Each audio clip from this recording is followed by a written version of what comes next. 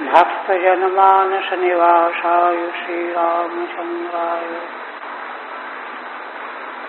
वागीशायस्य वदने लक्ष्मीर्यस्य च वक्षसि यस्यास्ते हृदये संवित्तं नृसिंहमहं भजे।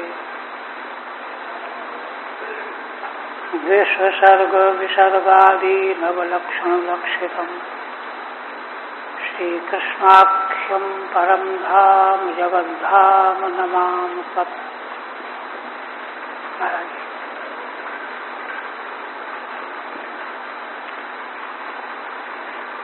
परम आदरणीय यति वृंद, भक्त वृंद एवं श्रोत्र,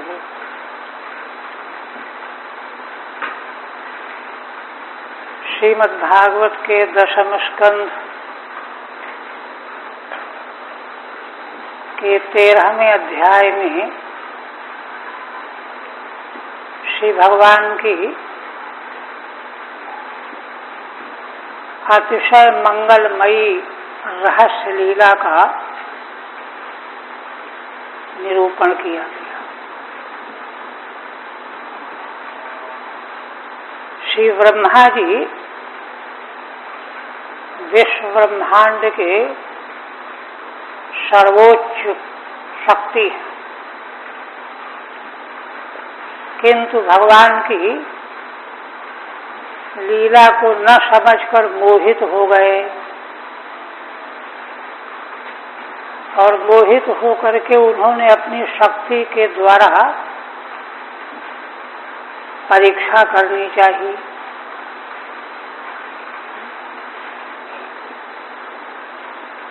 माने दूसरी भूल ये की, किंतु भगवान ने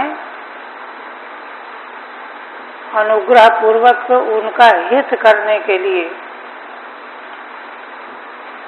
उनको यथार्थ दर्शन प्राप्त कराने के लिए पहले उनकी माया का जवाब दिया।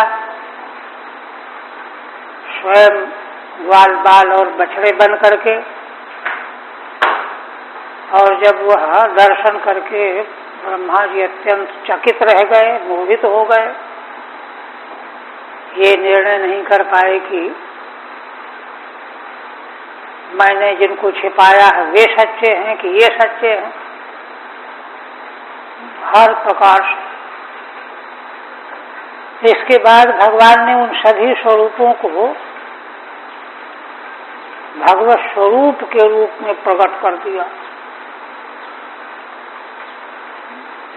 एक एक बालक और उसकी सारी सामग्री, वेणु, लकुटिया, बर्तन, पात्र, सब भगवान बने हुए हैं और सभी स्वरूपों को सारी सृष्टि ब्रह्मा से लेकर के स्वयं ब्रह्मा अपने को भी देख रहा है। सारी सृष्टि ब्रह्मा से लेकर चराचर उनकी उपासना कर रही है, जय जयकार कर रही है। यह सब दर्शन करा, विस्तार से वर्णन हुआ। वह देख करके ब्रह्मा जी चकाचौंध ही नहीं मूर्छित से हो गए, उनकी 11 इंद्रियां गृहीत हो गई। तब स्वयं भगवान ने जब देखा कि ब्रह्मा जी अत्यंत मुग्ध हो गए, तब कृपा करने के लिए माया को अलग कर लिया। तब ब्रह्मा जी को होश आया, ऐसा लगा कि मानो हम मर करके जिए। उनकी इंद्रियों में चेतनता आई, उनको मालूम पड़ा कि हम कहाँ हैं,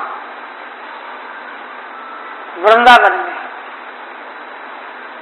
और वृंदावन का महामहिम स्वरूप दिखाई पड़ा ब्रह्मा जी को, जहाँ निसर्गजात वैर भाव वाले जीव जंतु मित्र के समान बड़े प्रेम से एक साथ रह रहे हैं। ब्रज में कोई भी जीव, कोई प्राणी भूखा नहीं रह रहा है। यहाँ के वृक्ष, लता पताएं सब सामग्री अर्पण कर रही हैं। यह देख करके ब्रह्मा जी विभोर हो गए। फिर इतना ही नहीं, भगवान ने वही स्वरूप प्रकट किया जो स्वरूप भगवान बछड़े ढूंढने के लिए जा रहे थे। बाएं हाथ में दही और चावल का ग्रास लिए हुए और मित्र मंडली को कहते जा रहे हैं, उठना नहीं, भोजन करो, मैं लेकर के आता। दाहिने हाथ में छड़ी लिए हुए मित्रों की ओर मुंह को देख करके उनको कहते भी जा रहे हैं, चलते जा रहे हैं। बस भगवान की इसी लीला में मुग्ध हो गए ब्रह्मा जी। ये कैसे भगवान? देखिए, श्रीमद् भागवत में एक शब्द बहुत बार आया है। उच्च कोटि की स्तुतियों के प्रसंग में तो प्रायः आ जाता है। क्या? बहिरर्थ मानिनः और तथाभिमानिनः। भगवान को अलग दृश्य समझ लिया और अपने को अलग समझ लिया और भगवान से बाहर अर्थ की कल्पना कर ली, स्वीकार कर लिया, मान लिया। बस इसी से जो है अज्ञान जनित कर्तृत्व और मोहित होकर के सारे क्रियाकलाप चल पड़े। तो ब्रह्मा जी ने जब भगवान का वही स्वरूप पुनः देखा तब उनको होश आया कि अरे ये तो भगवान है, इन्हीं भगवान की सी लीला है ये जो मैं अब तक देख रहा और निश्चय नहीं कर पा रहा हूं। जिन पर मैंने संदेह किया, जिनके प्रति मेरे मन में भ्रम पैदा हुआ कि ये कैसे भगवान। भगवान ने यह प्रत्यक्ष कर दिया कि मैं ही भगवान हूं। तुम मेरी जिस लीला को देख करके, मेरे स्वरूप को देख करके धामाडोल हो गए। और देखिए ब्रह्मा जी की स्तुति कितनी बार आ चुकी है, दूसरे स्कंध में, तीसरे स्कंध में, षष्ठ स्कंध में, सप्तम स्कंध में, अष्टम स्कंध में, इतनी बार स्तुति है। स्वयं दशम स्कंध में गर्भगत भगवान की स्तुति कर रहे हैं और भगवान के अवतार के पहले भगवान की स्तुति कर रहे हैं। इतनी स्तुति करने वाले तो आप ब्रह्मा जी को समाधान प्राप्त हुआ, पक्का विश्वास हो गया कि अरे ये तो भगवान है, परात्पर परमात्मा। मैं बालक समझ रहा था, अब तो मंत्र मुग्ध हो गए, चरणों में गिर पड़े। चारों सिरों के मुकुट जो है भगवान के चरणों में रखे, अश्रु की धारा बहने लगी, प्रेम से आकुल हो गए। देखिए प्रेम से आकुल क्यों हो गए? माने भगवान के लीला चरित्र में ब्रह्मा जी को यह दर्शन हुआ कि मैं तो बेवकूफ था ही, किंतु भगवान ने कैसे कैसे मेरा उद्धार किया, अनुग्रह किया। भगवान अगर न करते तो क्या किसी को ज्ञान होगा? ब्रह्मा जी को ज्ञान कहाँ से हो जाता? तो भगवान की अतिशय अनुग्रह और कृपा का अनुभव करके वे रोमांचित हो रहे हैं, गदगद होकर के नेत्रों से अश्रुधारा बह रही है। और इतना जो है अश्रु बहा कि भगवान के चरण ही धुल गए। भगवान सुखदेव जी उसको सुजल कहा है, उनके अश्रु धारा को सुखदेव भगवान ने कहा सुजल। भगवान के चरण जो है हरे गहरे जल से थोड़े धोए जाएंगे, विशुद्ध जल चाहिए। किंतु ब्रह्मा जी के आंसू जो हैं विशुद्ध जल कैसे हो गए? देखिए, जीव के भीतर से सारा अभिमान जब गलित हो जाता है, एकमात्र भगवत दृष्टि प्राप्त हो जाती है और भगवान के अपरिमित अनुग्रह का अनुभव करके जब वह आनंद से विभोर हो जाता है, वे अश्रु जो हैं पवित्र अश्रु निकलते हैं। इसलिए उन अश्रु रूपी सुजल के द्वारा भगवान के चरणों को धो दिया और फिर किसी तरह से अपने को संभाला। भगवान के अनुग्रह कृपा का भार वे से बिल्कुल दबे हुए थे। अच्छा देखिए, गहराई से ये जीवन का अवलोकन किया जाए, जीवन और जगत दर्शन दोनों का, तो हर एक जीव की यही दशा है। वो तो ये कहिए कि उसमें सामर्थ्य उतना नहीं है जितना ब्रह्मा में है, लेकिन आयत उनसे कम नहीं है। अज्ञान जनित भ्रम अभिमान उसी कोटि का लिए हुए फिर रहा है, इसलिए वह संसार के गर्त में गोता खा रहा है। किंतु आज भगवान के अनुग्रह का ब्रह्मा जी को अनुभव, और इतना गहरा अनुभव हुआ कि यह कभी अनुभव विस्मृत होने वाला नहीं। इसलिए कांपते हुए शरीर से, लड़खड़ाती हुई वाणी से भगवान की स्तुति करने लगे। और देखिए, पीछे जहां जहां ब्रह्मा जी ने स्तुति की है, सभी स्तुतियों की बड़ी विशेषता है। श्रीमद् भागवत तो विद्यावताम भागवते परीक्षा है। तीसरे स्कंद में ब्रह्मा जी की स्तुति जो की गई, वहां भगवान ने कहा कि ब्रह्मन, सगुण से आरंभ करके निर्गुण परिशाविनी तुम्हारी स्तुति है। इसको सुन करके मैं गदगद हो गया हूं। निर्गुण पर्यवसायिनी, ऐसी स्तुतियां अलग अलग, गर्भगत भगवान की स्तुति भी इसी कोटि की। किंतु यहाँ पर ब्रह्मा जी श्री भगवान जिस स्वरूप में मौजूद हैं, सामने दर्शन दे रहे हैं, उसी रूप की स्तुति, क्योंकि उसी में तो लेकर के उनको खोपड़ी खराब हो गई थी, बुद्धि खराब हो गई थी। इसलिए अब इस प्रकार की भूल उनसे कभी नहीं होगी। इसलिए भगवान के उसी विग्रह का, सगुण विग्रह का वर्णन करते हुए ब्रह्मा जी स्तुति करने जा रहे हैं। पहले श्रीधर स्वामी क्या कहते हैं?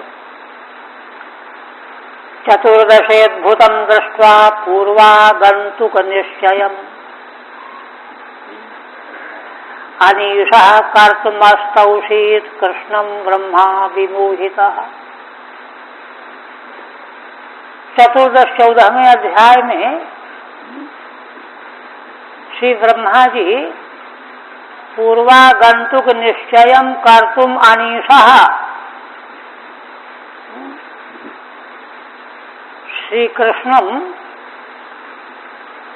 दृष्ट्वा अस्तौषीत्, ब्रह्मा ने भगवान श्री कृष्ण का दर्शन करके स्तुति की। पूर्व में जो प्रसंग आया, पूर्व में क्या क्या आया, भगवान ने क्या क्या दर्शन कराया तत्व रूप में, सारे ग्वाल बाल, चतुर्भुजाकार, स्थावर जंगम सारी सृष्टि जिनकी उपासना कर रही है, इस रूप में ब्रह्मा जी को जो जो दर्शन करने को मिला उसके बारे में ब्रह्मा जी कुछ भी निश्चय नहीं कर पाए, है ना। पूर्वागंतुक निश्चय कर्तुम अनीशः, अनीशः माने असमर्थ, असमर्थ हो, हम क्या समझेंगे क्या है। इसलिए अत्यंत विमोहित होकर के भगवान का वही स्वरूप जिसका दर्शन करके मोहित हुए थे और गड़बड़ किया था, वही स्वरूप जब भगवान ने पुनः प्रकट करके दिखाया तो उसकी स्तुति करने लगे। ब्रह्मोवाच, ब्रह्मा जी की स्तुति देखी। नौमीद्युते भ्रवपुषे तदिदंबराय गुंजावतंस परिपृच्छल सन्मुखाय वन्यस्रजे कवल वेत्र विषाण वेणु लक्ष्मश्रिये मृदुपते पशुपांगजाय।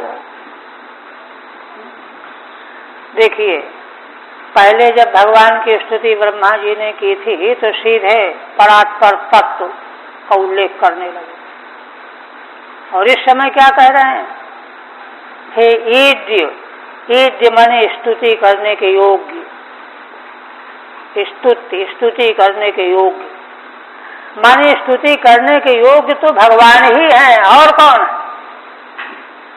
हे ईद्य, स्तुति करने के योग्य भगवान से अभ्रवपुषे, आपका यह विग्रह है ना नवीन जलधर के समान है, श्याम वर्ण है, ऐसे आपके विग्रह को मैं नमस्कार करता हूँ। और कैसा है, तदिदंबराय, तदित माने बिजली, पीत वर्ण की बिजली के समान जिनका वस्त्र है पीतांबर है, पीतांबर धारण करने वाले नवीन जलधर के समान विग्रह वाले आपको मैं नमस्कार करता हूँ। पुनः कथम भूताय गुंजावतंस परिपृच्छल सन्मुखाय, गुंजा की जो है आभूषण भगवान धारण किए हुए कानों में, परिपृच्छ माने मयूर की पूंछ का मुकुट सिर में धारण किए हुए, और इन जंगली आभूषणों के द्वारा जिनका मुखार बिंद अत्यंत सुशोभित हो रहा है, उन भगवान को वन्यश्रजे, और वन के पुष्पों की भगवान माला धारण करने वाले किए हुए हैं, उन भगवान को मैं नमस्कार करता हूँ। कवल वेत्र विषाण वेणु लक्ष्मश्रिये मृदुपते पशुपांगजाय, जो भगवान अपने बाएं हाथ में दही चावल का ग्रास, कवल कहते हैं ग्रास को, वेत्र माने छड़ी, विषाण माने सिंगी, सिंगी, और वेणु माने बंसी, इनको धारण करने से है ना विशेष शोभा प्रतीत हो रही है। लक्ष्मश्रिये, और जिन भगवान के अत्यंत कोमल चरण कमल है, मृदुपदे पशुपांगजाय, पशु गौओं का पालन करने वाले नंद जी के अंग से प्रकट होने वाले गोप बालक हैं, ऐसे भगवान को मैं नमस्कार करता हूँ। ये भगवान ही ईद्य माने स्तुति करने के योग्य हैं। ठीक है, स्वकृतापराधेन धिया सकंपतयः, क्योंकि ब्रह्मा जी को यह बात बार बार आ जाती थी कि अरे मैंने कितना बड़ा अपराध किया, भगवान की परीक्षा ली, भगवान के सामने माया मैंने प्रकट की। इस अपराध के भय से उनका शरीर कांप रहा था। भगवान महिमानम अनवगाहमानः, और दूसरी बात यह है कि भगवान की महिमा का वे थाह नहीं पा रहे हैं। अवगाहन माने थाह पा जाना, अनवगाहमान माने थाह नहीं पा रहे हैं। अनवगाहमान यथा दृष्ट स्वरूपमेव कीर्तयन्नाः, इसलिए श्री भगवान का जो स्वरूप हमारे सामने दिखाई दे रहा है, उसी स्वरूप के द्वारा भगवान की स्तुति करने जा रहे हैं। कीर्तयन्ना नवमी थी, हे ईद स्तुति करने के योग। ते तुभ्यम नमः, ते कहा चतुर्थी में ते हो गया। ते तुभ्यम नवमी, मैं आपको नमस्कार करता हूँ। कहते हैं कि यहाँ पर चतुर्थी क्यों हुई, तो द्वितीयार्थे चतुर्थ्या। जितने श्लोक में चतुर्थी विभक्ति जहाँ जहाँ आई है उसका अर्थ तो द्वितीया है। द्वितीया के अर्थ में चतुर्थी आई है। द्वितीया का अर्थ क्यों है, क्योंकि नवमी क्रिया को लेकर के कर्म संज्ञा हो गई है, कर्म संज्ञा मान करके द्वितीया प्राप्त है। किंतु उसी द्वितीया के अर्थ को चतुर्थी के द्वारा प्रकट किया जा रहा है यहाँ, इसलिए द्वितीयार्थे चतुर्थ्या। सारी चतुर्थी विभक्तियां द्वितीया के अर्थ में है यहाँ, श्रीधर स्वामी कहते। अथवा नवमीत्युक्त्वा प्रस्तुतस्य भगवतः कर्मत्वे ज्ञाते, दूसरी बात कहते हैं कि नवमी क्रिया है, नवमी क्रिया के कर्म है भगवान। किनको नमस्कार करते हैं, भगवान को करते हैं। जैसे गच्छति गृहम गच्छति, घर जा तो घर कर्म हो गया कि नहीं, वैसे नमस्कार करता हूं तो किसको करते हो, भगवान को करते, भगवान की नमस्कार ही हो गए। प्रस्तुतस्य भगवतः कर्मत्वे ज्ञाते, नवमी क्रिया के कर्म भगवान हो गए, है ना। किंतु उनको कर्म बना करके क्यों नमस्कार कर रहे हो, प्रयोजन क्या है। प्रयोजनापेक्षायाम, प्रयोजन की अपेक्षा होती है जब एवं भूतो भगवान एवं प्रयोजनमिति तादर्थे चतुर्थी। तब कहते हैं कि प्रयोजन कुछ नहीं, ऐसे सुंदर स्वरूप वाले भगवान का दर्शन या भगवान की प्राप्ति ही प्रयोजन है, अन्य कोई प्रयोजन नहीं है। भगवान की आराधना स्तुति केवल भगवान के प्रयोजन के लिए की जाती है, भगवान एवं प्रयोजनम इति। इसलिए तादर्थे चतुर्थी हो गई, द्वितीया को बांध करके तादर्थे चतुर्थी विभक्ति का विधान है, तो तादर्थे चतुर्थी हो गई। तीसरा पक्ष कहते हैं यद्वा तुभ्यम त्वामेव प्रसादयितुम त्वामेव स्तौमीत्यर्थः।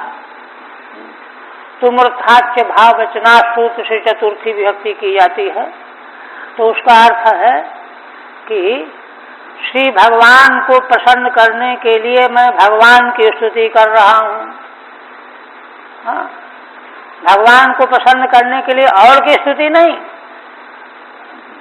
और को प्रसन्न करने के लिए भगवान की स्तुति तो की जा सकती है, किंतु भगवान को प्रसन्न करने के लिए और की स्तुति नहीं, भगवान को प्रसन्न करने के लिए ही भगवान की स्तुति की जा रही है। तुभ्यम माने त्वामेव प्रसादयितुम, त्वामेव स्तौमीत्यर्थः। इसलिए तुम प्रत्ययान्त के अर्थ में यहाँ चतुर्थी हो गई। तीन पक्ष करके समाधान किया। आप कहते हैं अभ्रवपुषे, अभ्रवद बपुर यस्य तस्मै, नूतन जलधर के समान जिन भगवान का विग्रह है, स्वरूप है, उनको। तदिदम्बरम तदिद अम्बरम वदम्बरम यश, बिजली के समान पीत वस्त्र है जिनका, उन भगवान को मैं नमस्कार करता हूँ। उन्हीं भगवान को प्रसन्न करने के लिए उन्हीं भगवान को नमस्कार करता हूँ। गुंजाभि अवतंसौ कर्णभूषणे, गुंजा के द्वारा जो भगवान अपने कानों में कर्णभूषण बना करके पहने हुए हैं, कानों में दोनों पहने हुए। परिपिच्छम च बरहापीडम, और मयूर के पूंछ का बना हुआ मुकुट धारण किए हुए भगवान सिर पर। तैल लसन मुखम यस्य, तो इन सभी आभूषणों के द्वारा भगवान का मुखारविंद सुशोभित हो रहा है, जिनका उनको मैं नमस्कार करता हूँ। वन्यास्रजो यस्य तस्मै, जंगल के फूल फलों की जो भगवान माला धारण किए हुए हैं उनको मैं नमस्कार कर रहा हूँ। कवल वेत्र विषाण वेणु कवलादि भी लक्ष्म भी श्री शोभा यस्य तस्मै, श्री भगवान के हाथ में जो ग्रास है, वेणु है, वेत्र है, विषाण है, इन सबों के द्वारा बड़ी शोभा हो रही है। भगवान के ये सारे उपकरण बड़े प्रसन्नता व्यक्त करने वाले। श्री शोभा यस्य तस्मै, इन सबों से जिन भगवान की बड़ी शोभा हो रही है। मृदु पादौ यस्य तस्मै, जिन भगवान के बड़े कोमल कोमल चरण हैं उनको मैं नमस्कार करता हूँ। पशुपस्यांगजाय, पशुपालन करने वाले गोप जन के विग्रह से प्रकट होने वाले, उत्पन्न होने वाले भगवान गोप पुत्र गोप शिशु, उनको मैं नमस्कार करता हूँ। आप फिर कहते हैं अस्यापि देव वपुषो मदनुग्रहस्य स्वेच्छामयस्य न तु भूतमयस्य कोपि नेशे महित्वमविशुतुं मनुषान्तरेण साक्षात् तवैव किमुतात्म सुखानुभूते। अब देखिए, कोई ब्रह्मा जी से पूछे कि क्यों महाराज आपने जब और जगह स्तुति की है तो ऐसी बातें आप बोलने लगे प्रारंभ से ही कि दूसरे के समझे में ना आवे, और यहाँ क्या कर रहे हो? भगवान की स्तुति की प्रतिज्ञा कर रहे हो और भगवान का जो स्वरूप है ना, उनके जो आभूषण हैं, अंग हैं, इसको गिना रहे हो। ये कैसी स्तुति है तुम्हारी? देखिए, तो ब्रह्मा जी क्या कहने जा रहे हैं? कहने जा रहे हैं कि देखो, निर्गुण रूप सुलभ अति सगुण न जाने को। भगवान के सगुण रूप को ही समझना बड़ा कठिन काम है। इसलिए ब्रह्मा जी को पूरी तरह से आज ये मालूम पड़ गया है कि भगवान का सगुण स्वरूप, देखिए श्रीमद् कई जगह ये बात आई है, जैसे भगवान का निरुपाधिक निर्विशेष स्वरूप जो है सर्वथा अप्रमेय है, माने अज्ञेय है, उसी प्रकार से भगवान का सगुण स्वरूप भी व्यापक, अप्रमेय और अज्ञेय है। क्यों? क्योंकि भगवान का जो सगुण स्वरूप है वो माया के गुणों का तो बना हुआ है नहीं, वह तो दिव्य चिन्मय है। इसलिए भगवान का यह विग्रह सगुण रूप में दृष्टिगोचर होते हुए भी उसी कोटि का है, जिस कोटि का निर्विशेष तत्व है उसी कोटि का है। यही तो नई बात ब्रह्मा को मालूम पड़ी है। इसलिए कोई ये न समझ ले कि केवल भगवान का जो है अंग आदि वर्णन कर रहे हैं, स्तुति तो कर नहीं रहे। स्तुति वर्णन करने का तो ढंग दूसरा ही होता है। इसलिए क्या कहते हैं? कहते नहीं, हे देव अस्यापि वपुषा, हे देव, हे भगवान, यह जो आपका बपू विग्रह देह है, मैं जानता हूँ यह तो आपने मेरे ऊपर अनुग्रह करने के लिए प्रकट किया है। मद अनुग्रह से कोई भी भगवान का रूप अनुग्रह के लिए ही प्रकट होता है। सारे रूप स्वेच्छामयस्य, और वह रूप जो है स्वेच्छामय है। भगवान जो चाहे सो रूप बना ले। न तो भूतमयस्य कोपि, भगवान का विग्रह जो है भूतमय, पंचभूतमय नहीं है। न तो भूतमयस्य कोपि नेशे महित्वमवसितुम मनुषांतरेण, इसलिए का माने ब्रह्मा भी होता है। माने ब्रह्मा भी भगवान के स्वेच्छामय मद अनुग्रह वाले रूप को जान नहीं सकते, उसकी महिमा को ब्रह्मा भी नहीं जान सकते, अथवा कोपि माने कोई भी नहीं जान सकता। जब ब्रह्मा नहीं जान सकते तो और कौन जान सकता, फिर कोई नहीं जान सकता, अर्थ यही हुआ। कोपि नेशे महित्वम अवसितुम, है ना, भगवान के स्वेच्छा में स्वरूप विग्रह का कि महिमा को ब्रह्मा भी नहीं जान सकते, अथवा कोई भी नहीं जान सकता, कोई समर्थ नहीं है। अवसुतुम मनुषांतरेण साक्षात तवैव किमुतात्म सुखानुभूते। कहते हैं कि देखो, मन के द्वारा माने विशुद्ध मन के द्वारा मन को प्रवेश करा दिया जाए भगवान के विग्रह में, माने धारणा ध्यान के द्वारा, तो भी जानना कठिन है। और फिर साक्षात तवैव किमुतात्म सुखानुभूते, फिर भला बताइए जो आपका साक्षात स्वरूप है, जो अनुग्रह के लिए ग्रहण नहीं किया गया, साक्षात है, कूटस्थ स्वरूप है, निर्विकार निर्विशेष, वह कैसा है? आत्म सुखानुभूते, जो आत्म सुख की अनुभूति रूप में दृष्टिगोचर होता है या साक्षात्कृत होता है, उसको भला कोई क्या जान पावेगा? उसको तो कभी कोई जान ही नहीं सकता। यह रूप भी इसी प्रकार से ब्रह्मा आदि भी कोई नहीं जान सकते, इसकी महिमा को नहीं जान सकते, क्योंकि यह भी भगवान का स्वेच्छामय स्वरूप भक्तों पर अनुग्रह के लिए ही प्रकट किया हुआ होता है। यह पंचभूतमय नहीं होता है, इसकी महिमा भी अज्ञेय है। ये ठीक है। ननु नौमीति प्रतिज्ञा किम स्वरूपानुवाद मात्रम क्रियते। कोई प्रश्न कर दे कि वाह ब्रह्मा जी, आप तो कह रहे हो कि हम भगवान को नमस्कार कर रहे हैं, ये प्रतिज्ञा कर रहे हो, और केवल भगवान के स्वरूप का अनुवाद कर रहे हो, स्तुति कहाँ कर रहे हो? तो इस पर कहते अश्यापीति कि भगवान का यह जो स्वरूप है, इसका अनुवाद मैं क्यों कर रहा हूं? क्यों?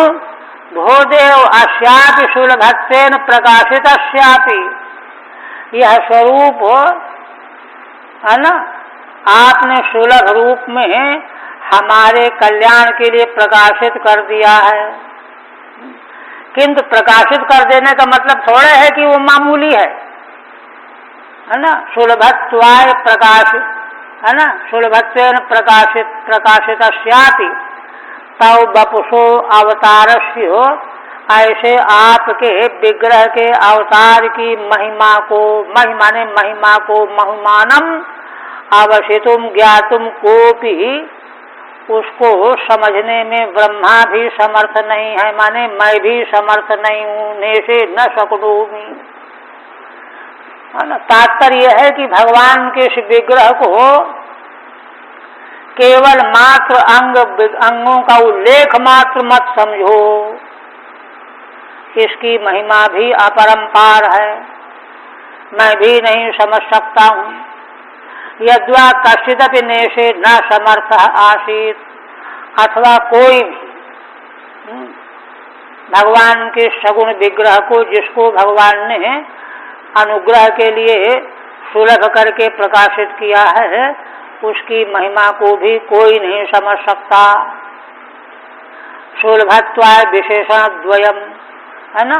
देखिए ये दोनों विशेषण किस लिए श्रीधर स्वामी भावार्थ खोलते हैं, ये दोनों विशेषण इसलिए हैं कि जो भगवान का सगुण स्वरूप ऐसा है कि न ब्रह्मा उसकी महिमा को जान सकते न कोई जान सकता है, उसको भगवान ने अनुग्रह करके हमारे लिए सुलभ बना दिया।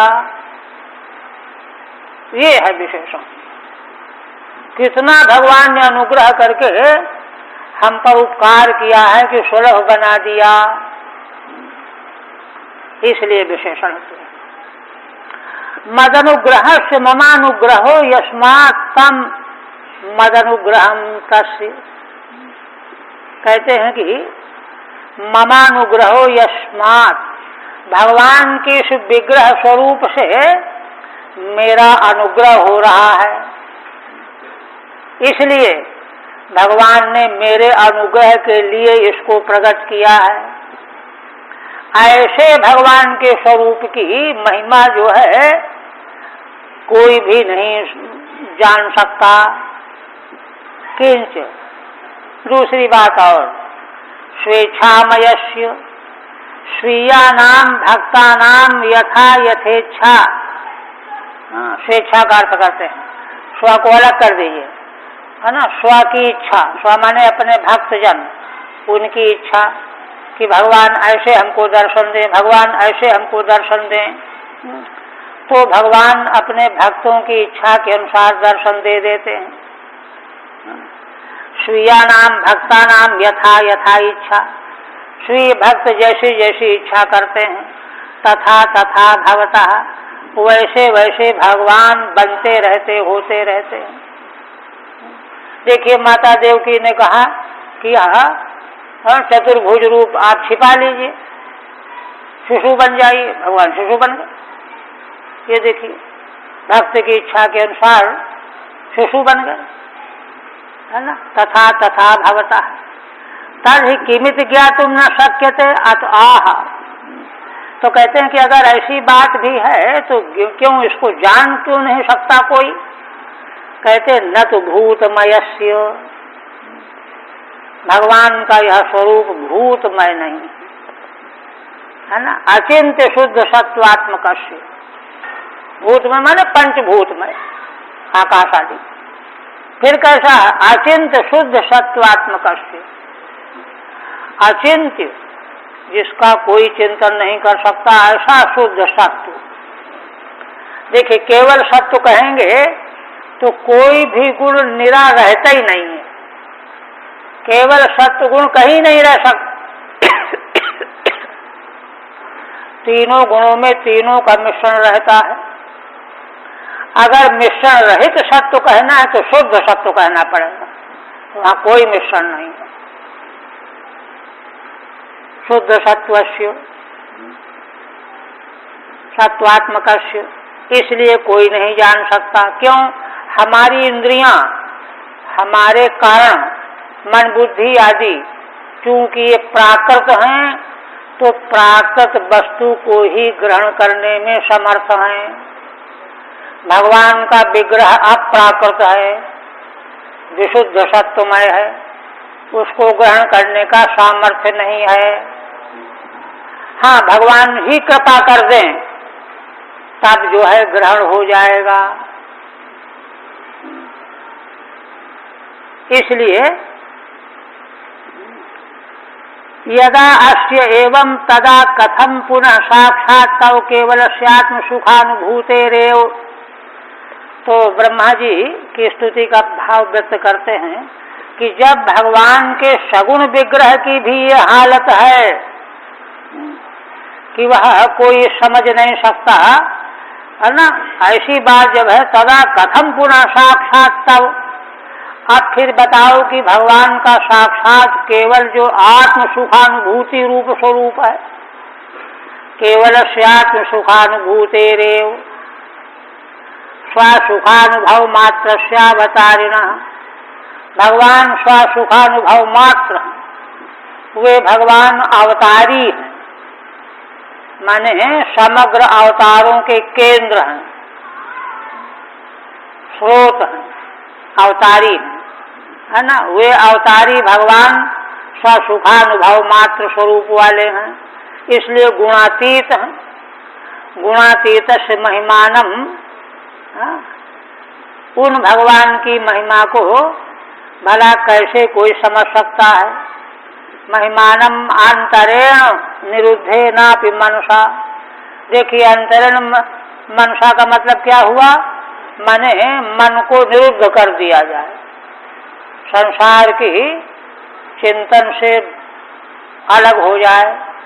ऐसे मन के द्वारा भी को वा ज्ञातुम समर्थो भवेत, है ना। ऐसे मन के द्वारा भी भगवान का, है ना, चिन्मय अनुभव स्वरूप, आनंदानुभव स्वरूप रूप ग्रहण नहीं हो सकता। अथवा भूतमय स्याति तु विराट रूपस्य तव त्वन्नियम्यस्य वपुषो महिमानम एवावसितुम कोपि नेशे। दूसरी व्याख्या फिर करते हैं। श्रीधर स्वामी कहते हैं कि असल में यह पंचभूतमय जो संसार है, यह भी भगवान का ही विराट विग्रह है। तो इसलिए कहते भूतमयस्यापि तु विराट रूपस्य, विराट जो भूतमय रूप है भगवान का ही रूप है। तव त्वन्नियम्यस्य, है ना, यह आपका रूप है और आपके द्वारा नियम्य भी है। नियम्यस्य वपुषः महिमानम एवा वसितुम कोपि नेशे। तो इसी की महिमा का भी कोई भी पर्यवसान जान नहीं सकता, समर्थ नहीं हो सकता। नेशे तदा साक्षात तवैवा साधारणस्य। तब फिर भला बताइए, जो भगवान का अपना असाधारण स्वरूप है, वही अनुभव स्वरूप, नियम नियंत्री भेद रहितस्य, जहाँ पर कोई नियम में नहीं, कोई नियंता नहीं, भेद है ही नहीं, एक रस है, अद्वितीय रूप है।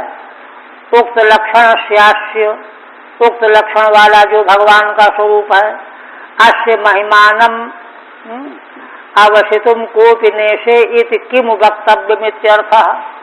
उस स्वरूप की महिमा को कोई भी नहीं जान सकता, कौन समर्थ हो सकता है। कैमुतिक न्याय से इस बात को पुष्ट किया ब्रह्मा जी ने।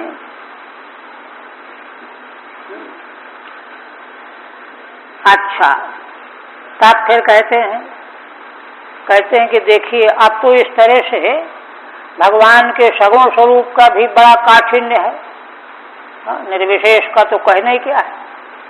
तब सवाल खड़ा होता है कि फिर जीवों का उद्धार कैसे होगा। तब कहते ब्रह्मा जी कहते हैं, ज्ञाने प्रयास मुदपास्य नमंत एव। और देखिए, ये श्रुति कहाँ ब्रह्मा जी के हृदय से क्यों निकल रही है। अब तक ब्रह्मा जी ने जो अनुभव किया, भ्रमित होने के बाद से भगवान ने जो स्वरूप दर्शन कराया और जो अनुभूति उनको प्राप्त हुई, उस सबसे प्रकट होने वाला ये अर्थ है। फिर जब कोई भी व्यक्ति भगवान के सगुण स्वरूप को भी, सांगोपांग महिमा को नहीं जान सकता, तो उद्धार कैसे करेगा अपना, ये प्रश्न खड़ा होता है।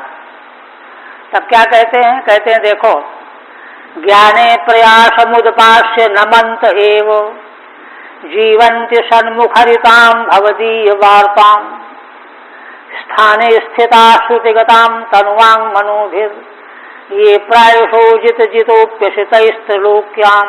देखिए, जहाँ भगवान का साकार विग्रह भी अज्ञेय है, दुर्गेय है, किंतु कहते हैं कि जो मनुष्य साधक ज्ञान का प्रयास छोड़ करके व्यक्ति लगा रहता है कि हम तो अच्छी तरह से भगवान को समझ लेंगे, तब आराधना करेंगे, पूजा करेंगे, ध्यान करेंगे, जप करेंगे, समझे बिना हम करेंगे ही नहीं। अब सोचो, पहले भगवान को समझने में ही वो समझ लेना चाहता है, तब भजन करना चाहता है। कहते ज्ञाने प्रयास मुदपास्य, तो ज्ञान प्राप्त करने में जो प्रयास लगा हुआ है, इसको हटाओ, उदपास्य माने अलग करो, छोड़ो। फिर क्या करना, नमंत एव, जो केवल मात्र आपके इस स्वरूप को नमस्कार करने लगते हैं। नमंत एव जीवंती सन्मुखरिताम भवदीय वार्ताम। श्री ब्रह्मा जी कहते हैं, बहुत गंभीर स्तुति है पूरा। कहते हैं जो क्या करते हैं, सन्मान्य सत्पुरुषों के द्वारा श्री भगवान की मंगलमयी लीलाओं को सुनने में ही अपना जीवन लगा देते, वो सारा समय भगवान के भक्त जनों के मुख से भगवान की महिमामयी लीलाओं को सुनने में ही जीवन लगाए रहते हैं, और लगाए नहीं रहते, उसी के लिए जी रहे होते हैं। जीने का और कोई मकसद उनका नहीं रह जाता।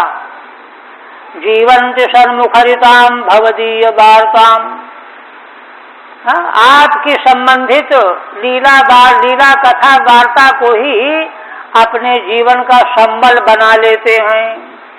कहाँ सुनने को मिलती है? सत्पुरुषों के मुखारबिंद से। स्थाने स्थिता श्रुतिगताम तनुवांग मनोभी, कहते हैं कि देखो, भगवान के संबंध में जब ऐसी दृष्टि कोई बना लेता है तो जहाँ रह रहा है वही स्थित रहे, कहीं भागने की जरूरत नहीं है। स्थान स्थिता, तो कहते हैं अपनी जगह रहेगा तो कैसे सुनेगा? कहते श्रुतिगताम तनुवांग मनोभी, उसके कान में भगवान का यश लीला चरित्र का गान अपने आप आता रहे। जैसे वृंदावन के में कहीं किसी भी गली में निकल जाओ तो भगवान का नाम अपने आप कान में आ जाए। ये महिमा और कहीं की नहीं। तो इस प्रकार से श्रुतिगताम तनुवांग मनोभी, शरीर वाणी और मन से, इन तीनों के द्वारा जो उसके कान में अपने जगह पर रहते रहते हुए ही भगवान की लीला कथा की वार्ता आ जाती है। ये प्रायशो अजित, तो ब्रह्मा जी कहते हैं कि भगवान प्रायः करके हे अजित, अजित का मतलब है कि भगवान को कोई जीत नहीं सकता, किंतु हे अजित, हे भगवान, जितोप्यसित स्त्रीलोक्याम, उन पुरुषों के द्वारा आप तीनों लोकों में जीत लिए जाते हो। अन्यथा तो तीनों लोकों में कोई आपको जीतने वाला है ही नहीं, किंतु ऐसे जो आपके भक्त हैं, जो जीवन लगाए हुए हैं, भगवान की लीला कथाओं के लिए ही जी रहे होते हैं, कहीं दौड़ भाग नहीं करते, भगवान की लीला कथाओं को सुन करके और उसी में डूबे रहते हैं, तो उनके द्वारा आप जीत लिए जाते हो, ये कहते हैं। ठीक है, तर्हि अज्ञा कथम संसारम तरेयु, अगर भगवान के निर्विशेष निरुपाधिक स्वरूप और सगुण स्वरूप को कोई जानता ही नहीं है, रहस्य महिमा, तो अज्ञानी जीव कैसे संसार को पार करेंगे? आता तब कहते हैं उस पर ज्ञानी उदपाश माने ईषदपि अकृत्वा, थोड़ा भी उसके बारे में प्रयास न करके, सद्भिर मुखरिताम स्वतएव नित्यम प्रकटिताम, सत्पुरुषों के मुखारविंद से स्वयं ही नित्य भगवान की लीला कथा प्रकटित होती रहती है। भगवदीय वार्ताम, आपसे संबंधित लीला कथा को स्वस्थाने एवं स्थिता, अपनी जगह जहाँ रह रहे हैं, कुटिया में चाहे घर में, वहीं स्थित रहते हुए, तत्सन्निधि मात्रेण स्वत एवं श्रुतिगताम, माने महान पुरुषों की सन्निधि मात्र से अपने आप जो है कान में भगवान की लीला वार्ता आ जाती है। श्रुतिगताम श्रवणम प्राप्ताम, श्रवण को प्राप्त होती है। तन्वांग मनोभिर नमनता, ऐसे जन जो शरीर वाणी मन से भगवान को नमस्कार करते रहते हैं। नमस्कार करते हैं किस लिए? सत्कुर्वंता, सत्कार करना है। ये जीवंती, जो जीवन धारण किए रहते हैं, केवलम, है ना, जीवंत केवलम, यद्यपि नान्यत कुर्वन्ति, और कुछ ज्यादा नहीं करते हैं कि जो है यहाँ जाएं वहाँ जाएं, ऐसा कुछ नहीं करते हैं। तई प्रायशस्त्र लोक्याम अन्य अजितो पित्वम जिता, उन पुरुषों के द्वारा, भक्तों के द्वारा प्रायः करके तीनों लोकों में आप किसी के द्वारा भी जीतने योग्य नहीं हो, किंतु उनके द्वारा आप जीत लिए जाते हो। त्वं जितः प्राप्तोषीति किम ज्ञान श्रमेणेत्यर्थः, ज्ञान श्रम में क्या रखा है। फिर कहते हैं श्रेयः श्रुतिम भक्ति मुदश्यते विभो क्लिश्यन्ति ये केवल बोध लब्धये तेषामसौ क्लेशल एव शिष्यते नान्यद्यथा स्थूल तुषावघातिनाम। आप कहते हैं कि कोई कहे कि नहीं हम तो ज्ञान प्राप्त करके मानेंगे तब भक्ति की बात सुनेंगे, उल्टी बात हो गई। क्या कहने जा रहे हैं? कहते हैं कि ज्ञान सिद्ध हो ही नहीं सकता। ज्ञान तभी सिद्ध होगा जब भगवान में प्रीति होगी। इसलिए कहते हैं श्रेय श्रुतिम भक्ति मुदश्यते विभो, हे विभो, हे समर्थ भगवान, आपकी भक्ति जो है श्रेय का स्रोत है, अनंत कल्याण का स्रोत है, झरना तर कर देती है श्रेय से। उसको छोड़ करके उधर से माने हटा करके, है ना, क्लिश्यन्ति ये केवल बोध लब्धये, केवल बोध ज्ञान प्राप्त करने के लिए जो क्लेश उठाते रहते हैं संसार में लोग, तेषामसौ क्लेशल एव शिष्यते, ऐसे लोगों को जीवन में केवल क्लेश ही रह जाता है, मिलता कुछ नहीं, नान्यत और कुछ नहीं होता। दृष्टांत दे रहे हैं यथा स्थूल तुषावघाति नाम, जैसे स्थूल तुष माने भूसी, जिसमें अन्न का दाना भी नहीं है, उसको कोई कूटता रहे कि इससे अन्न निकाल लेंगे, कूट के निकाल लेंगे, क्या निकलेगा उससे? कुछ भी निकलने वाला नहीं है। स्थूल तुष के अवघात से जैसे कुछ भी नहीं मिलता, केवल श्रम ही मिलता है, ऐसे ही है। असल में देखिए वेद मार्ग में कर्मकांड का भाग भी भगवत समर्पण बुद्धि के साथ में विधान किया गया है। उपासना तो खैर है ही, कर्मकांड भी जो है तत्व की आराधना है, पूजा है। इसलिए भगवान को छोड़ करके तो कोई साधन किसी कीमत का नहीं। ठीक है, भक्तिम बिना ज्ञानम तो नैव सिद्धेदित्याह। आप कहते हैं कि भक्ति के बिना तो ज्ञान सिद्ध हो ही नहीं सकता, अकाट्य सिद्धांत। एक बात आती है सिद्धांत बिंदु में मधुसूदन सरस्वती जी, और एक दक्षिण भारत में महाराष्ट्र में ज्ञानेश्वर महाराज की परंपरा का, भक्ति परंपरा के ग्रंथ हमको एक दो मिले हुए हमारे पास अभी भी, बहुत वर्ष पहले। तो उसमें उन्होंने बहुत विद्वत्तापूर्ण शास्त्रीय विवेचन कि जो तत्व ज्ञान है, तत्व ज्ञान प्राप्त होते ही भक्ति के बिना प्राणी रह नहीं सकता। उसको ज्ञानोत्तरा भक्ति कहा है, ज्ञानोत्तरा भक्ति, ज्ञान के उत्तर होने वाली भक्ति भागवत में भी है। तो इस तरह से माने या तो पहले भक्ति के मार्ग को लेकर के चलो, और या तो ज्ञान के बाद भक्ति में प्रतिष्ठा हो। इसीलिए देखिए जो 10 पदार्थों का विवेचन है, पहले हमने संकेत किया भी था, मुक्ति स्कंध, मुक्ति का निरूपण तो हो गया 11वें में। मुक्ति माने अन्यथा रूपम हित्वा स्वरूपेण व्यवस्थिति, मुक्ति हित्वा अन्यथा रूपम स्वरूपेण व्यवस्थिति। अब जब अन्यथा रूप को छोड़ करके स्वरूप में स्थिति हो गई मुक्ति, अब क्या जरूरत है? किंतु क्या होगा, मुक्ति को समझ लेने के बाद भी अगर भगवान हमारे आश्रय नहीं बनेंगे तो मुक्ति आई गई हो जाएगी, कुछ पता नहीं चलेगा उसको। इसलिए 12वें स्कंध में आश्रय की स्थापना की गई।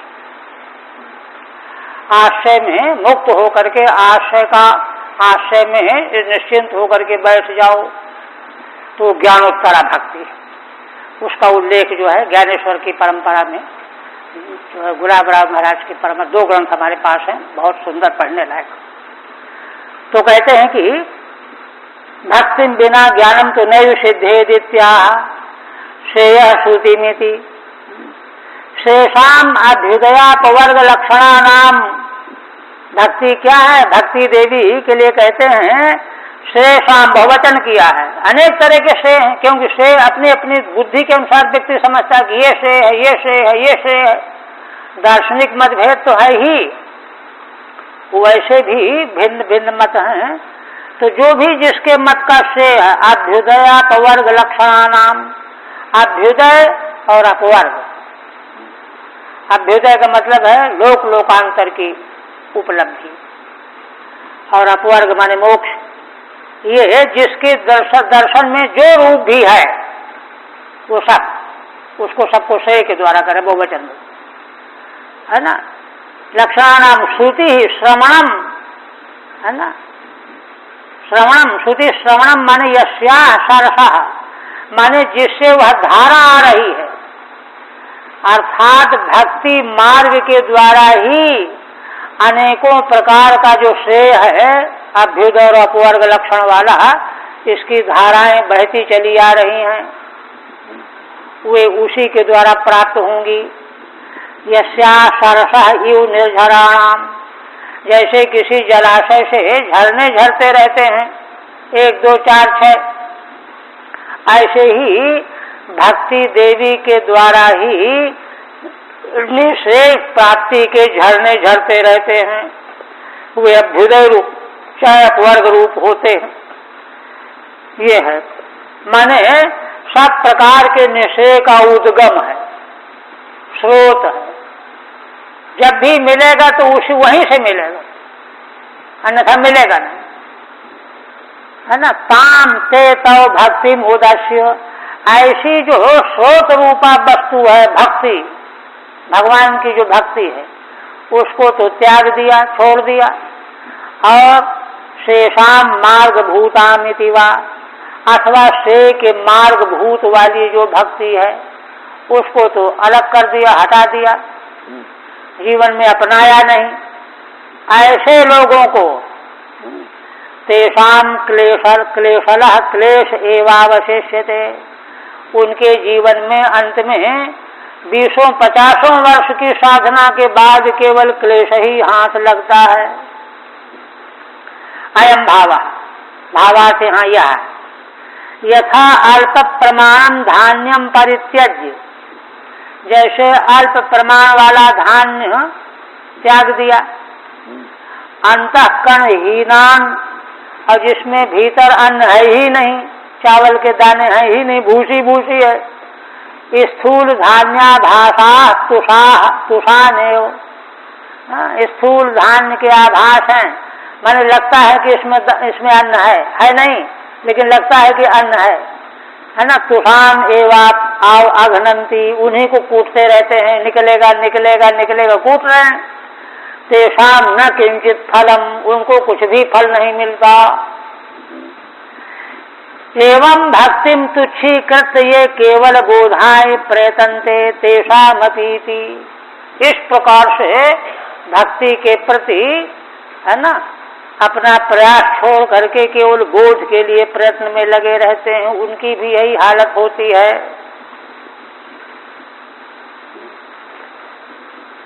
फिर कहते हैं पूरे भूमन बहवोपयोगिन स्वदर्पिते हा निज कर्म लब्धया। देखिए श्री ब्रह्मा जी के चित्त में यह अर्थ कहाँ से आ रहा है? यह अर्थ उनके भीतर से इसलिए आ रहा है कि भगवान का पहले मैंने दर्शन किया, उनकी उपेक्षा कर दी, अपनी बुद्धि से तिक्रम करने लगा, कह रहे भगवान ऐसे हैं, ऐसे हैं, ऐसे कैसे भगवान, ऐसे तो नहीं हो सकते, वैसे होने चाहिए, ऐसे कैसे हो सकते, ये तो है ज्ञान और क्या। उसका जो परिणाम ब्रह्मा जी को देखने को मिला तो उस सब से है ना शिक्षित हो गए, पारंगत हो गए, समझ गए कि भाई कोरा ज्ञान जो है कुछ भी नहीं है, दो कौड़ी की वस्तु है। बुद्धि के द्वारा ज्ञान ही का प्रयोग तो कर रहे थे, तर्क वितर्क कर रहे थे, इसलिए वह चूंकि दूध का जरा मट्ठा फूंक फूंक के पीता है, इसलिए वो कह रहे हैं कि उनको तो केवल क्लेश ही हाथ लगेगा। जैसे ब्रह्मा जी को क्लेश है तो हाथ लगा और क्या लगा, ये तो भगवान का अनुग्रह फिर भी है, अनुग्रह के पात्र थे। ब्रह्मा जी कोई ऐसी वैसी हस्ती तो है नहीं। तो इसलिए कहते हैं पूरे भूमन भावोपयोगिन स्वदर्पिते हा निज कर्म लब्धया। आप देखिए माने यथार्थ वस्तु का दर्शन होने के बाद सब संगति लगती चली जाती है। क्या कहते हैं ब्रह्मा जी कि भगवान ये जो मैं कह रहा हूं यह अपना मनगढ़ंत नहीं कह रहा हूं, प्रामाणिक बात है। प्रामाणिक बात कैसी होती है, पहले वेद ने कहा हो, स्मृति ने उसको पुष्ट किया हो, और तीसरा महान पुरुषों ने अपने जीवन में उसको अपनाया। तो इस तरह से प्रामाणिक बात मैं कह रहा हूं।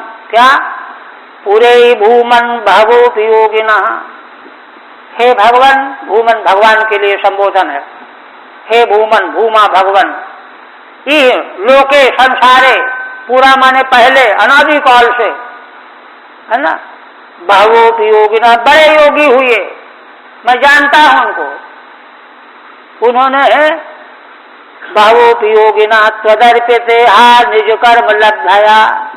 कहते हैं कि पहले तो बड़ी बड़ी साधना करते रहे लेकिन उनको शांति नहीं मिली, किंतु जब उन्होंने परंपरा से दीक्षा लेकर के, शिक्षा लेकर के सारे कर्मों को भगवान के चरणों में अर्पण कर दिया, त्वदर्पिते हा माने आप में सारी चेष्टाओं को भगवद अर्पण कर दिया, निज कर्म लब्धया। अब भगवान में सब कुछ अर्पण करने की बात कहां से आई, कहते हैं निज कर्म लब्धया, उन्होंने जो सदाचार का धर्म का पालन किया था, उस सदाचार धर्म के पालन के फलस्वरूप यह दृष्टि उनको प्राप्त हुई।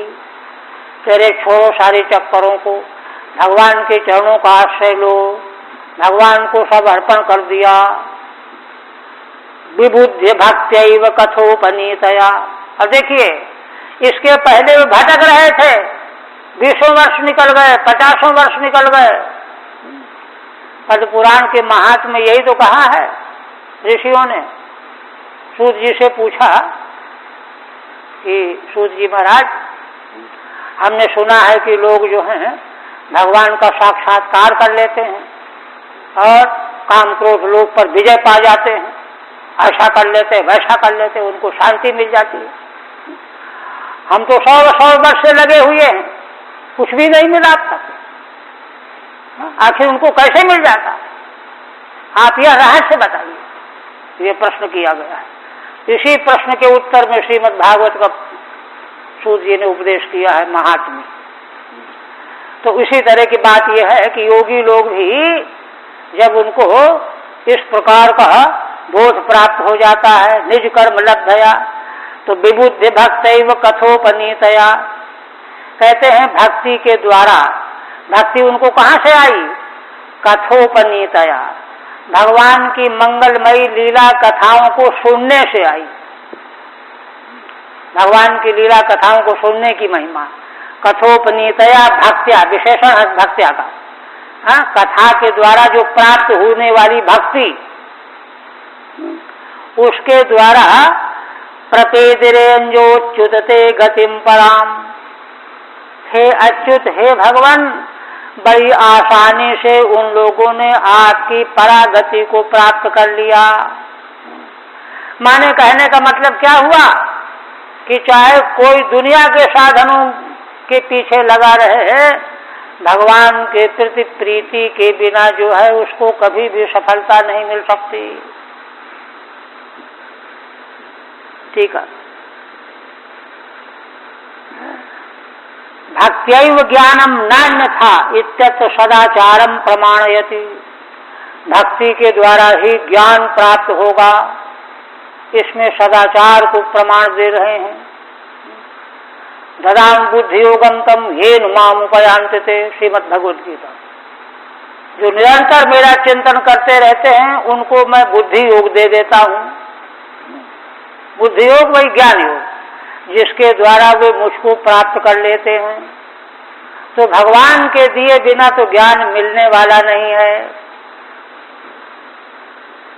नान्यथा इत्यत्र सदाचारम प्रमाणयति, सदाचार को प्रमाणित करते पूरे। हे भूमन अपरिच्छिन्न, हे भगवान अपरिच्छिन्न, इह लोके पूर्वम योगिनों की संतः योगैर ज्ञानम अप्राप्य। पहले जो बड़े योगी थे, पहले 20 वर्ष लगे रहे, किंतु योग मार्ग के द्वारा उनको ज्ञान नहीं मेरा प्राप्त हुआ।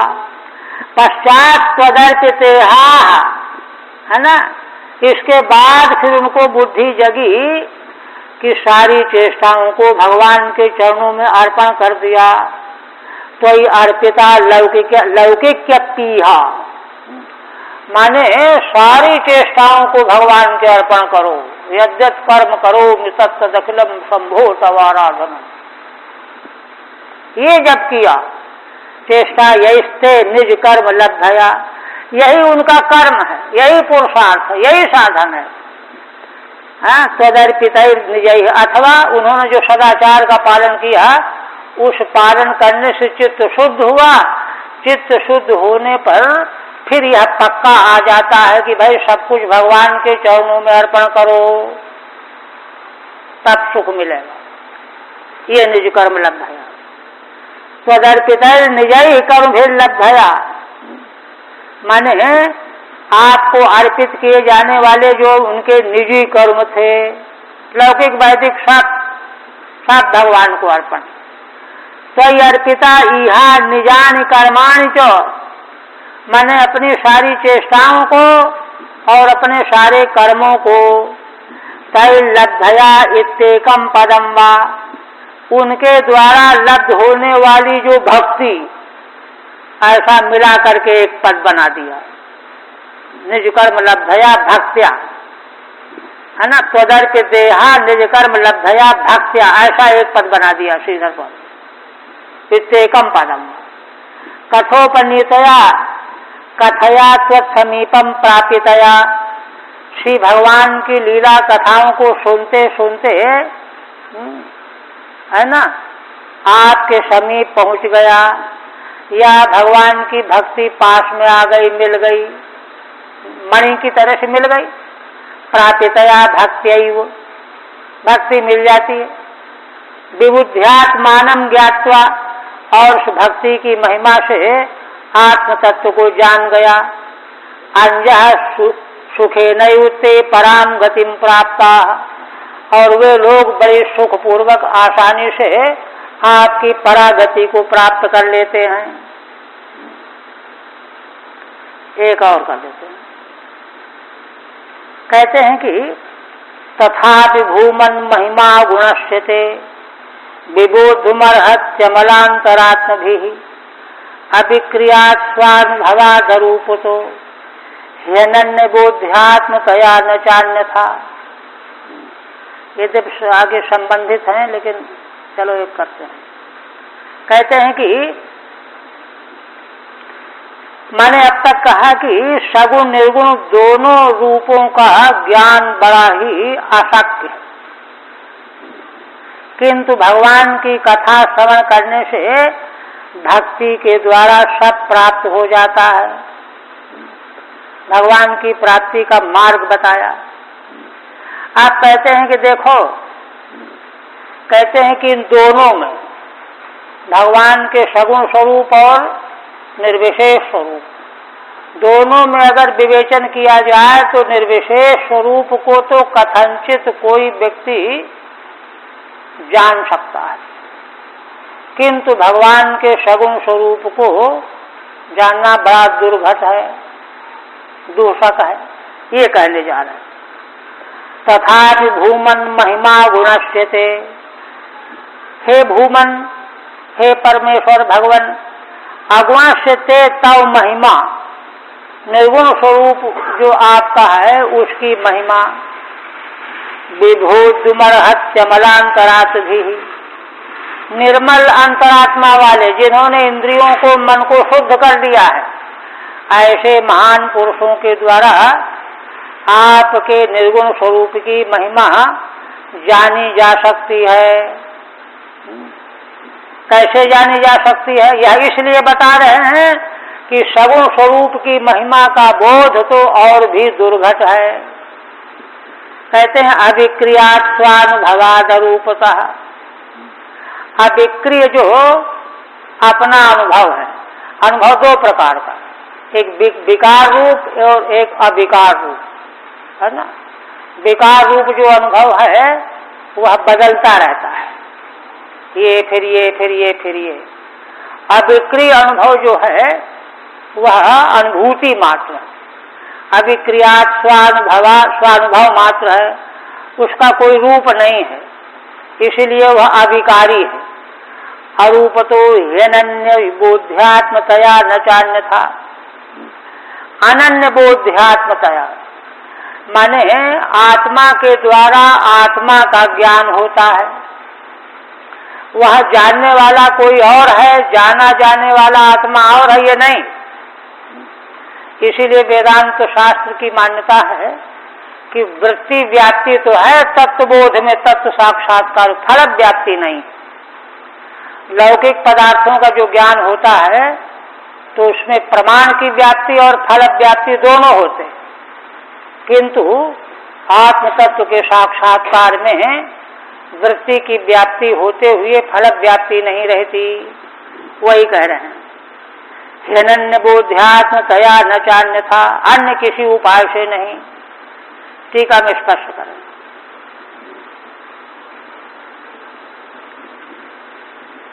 कहाँ से है? हाँ, एवं तावत सगुण निर्गुण उभयोरपि ज्ञानम दुर्घटम। श्रीधर स्वामी गहराई से विवेचना कर रहे हैं।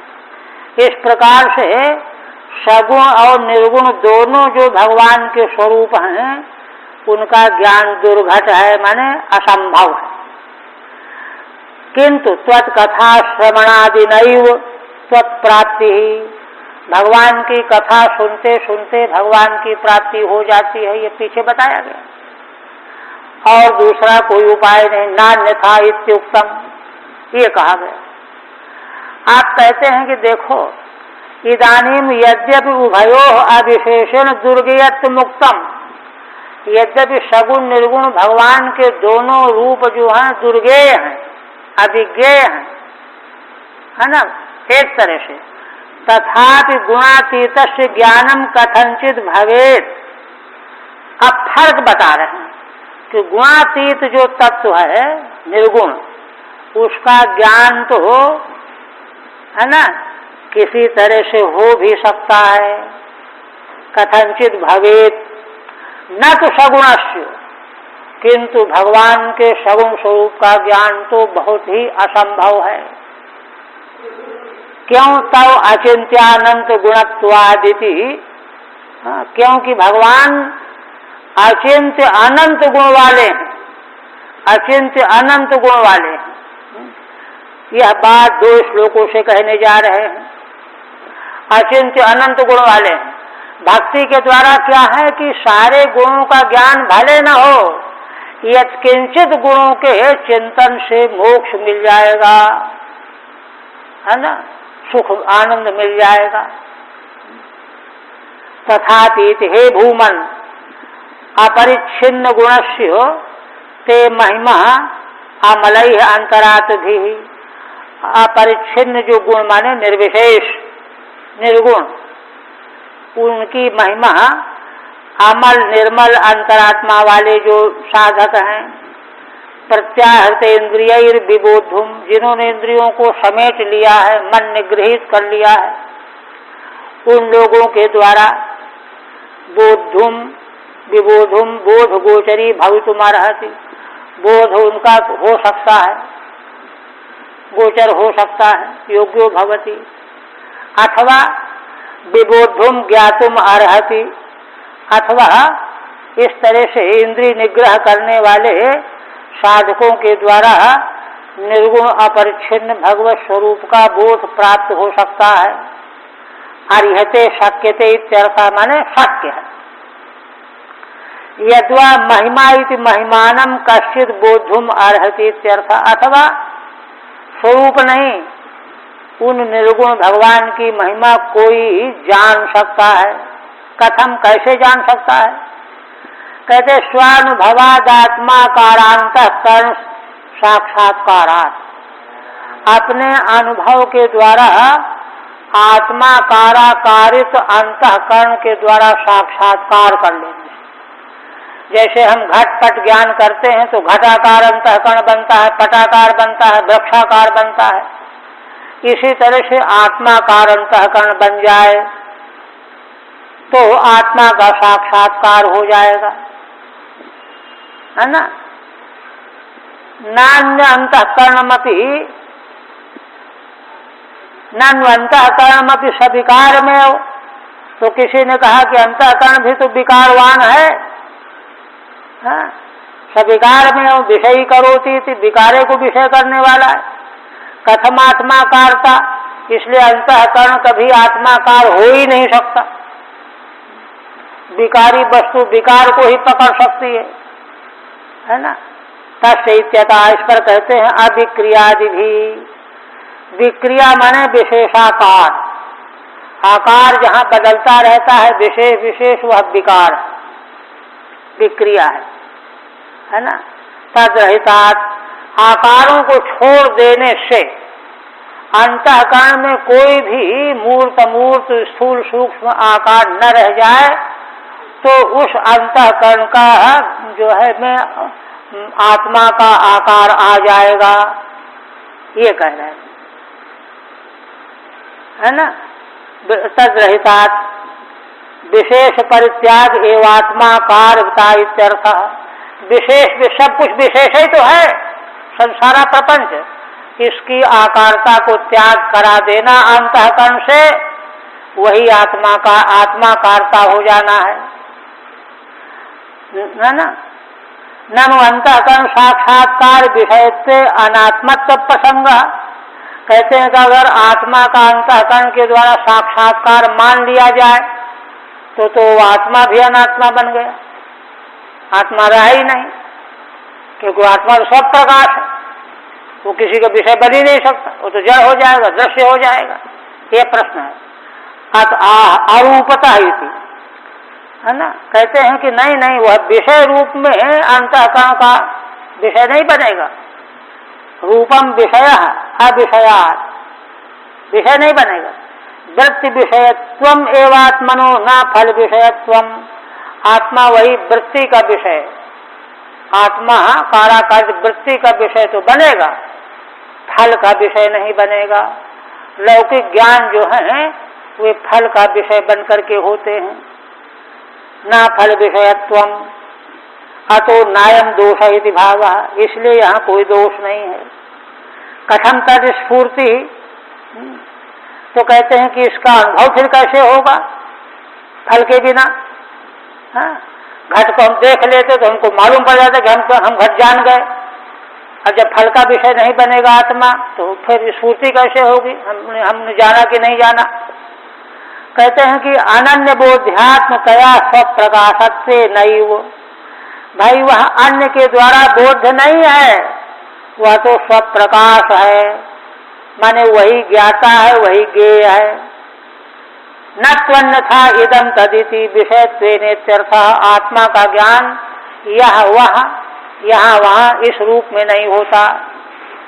अथवा माँ सर्वतो अंतरंगा लक्ष्मी, अप्यगुणस्य ते महि, अथवा सर्वतो अंतरंगा लक्ष्मी, माँ माने लक्ष्मी, अपि अगुणस्य ते महि, निर्गुण भगवान की जो महिमा है ना, अंतरंगा लक्ष्मी शोभा, महिमानम अमलय अंतर्वृत्तिभिरिंद्रियैरपि, निर्मल अंतःकरण की वृत्तियों के द्वारा, इंद्रियों के द्वारा भी, तथा यादृग वस्तु तेन रूपेण विबोधुम किमर्हति, उसी प्रकार से ऐसी जो कोई वस्तु है ना, वस्तुतः तेन रूपेण विबोधुम किमर्हति, उस रूप से उसको जाना जा सकता है। नार्हत्य वेत्यर्थः, माने अन्य विषयों के समान उस निर्गुण तत्व का दर्शन कभी नहीं हो सकता।